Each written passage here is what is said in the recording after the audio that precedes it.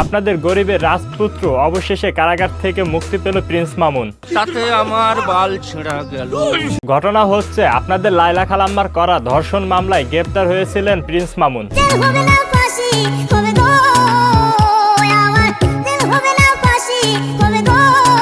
এবং তাকে কারাভোগ করতে হয়।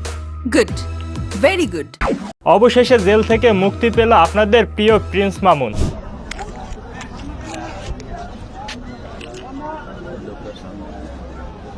মুক্তির পর প্রিন্স মামুনের মা সোনা রূপার পানি এবং দুধ দিয়ে তাকে গোসল করায়।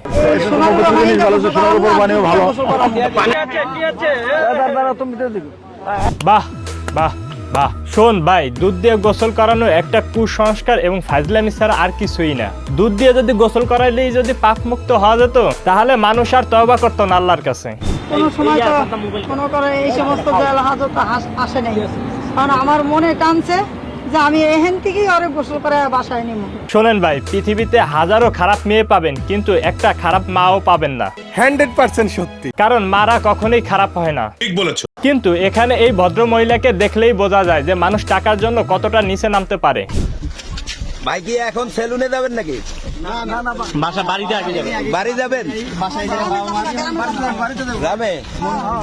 ভাই এখানে ব্যাপারটা হচ্ছিল যেমন গাছ তেমন তার ফল। মানে মাও যেমন সন্তানও ঠিক তেমন, কারণ ছেলে জেল থেকে বের হওয়ার পর তাকে পাপ মুক্ত করার জন্য তাকে দুধ দিয়ে গোসল করাইতেছে।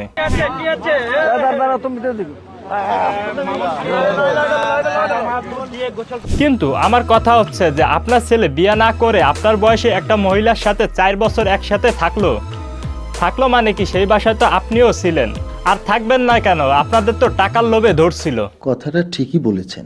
কোনো সময় তো মনে করে এই সমস্ত জাল হাজত আসে নাই, কারণ আমার মনে টানছে যে আমি এখান থেকেই আরে গোসল করে বাসায় নিব।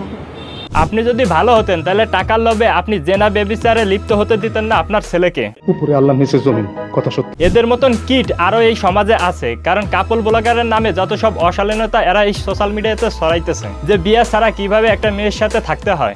সঠিক বলেছেন। সো আজকের মতন এই পর্যন্ত। সবাই ভালো থাকবেন, সুস্থ থাকবেন।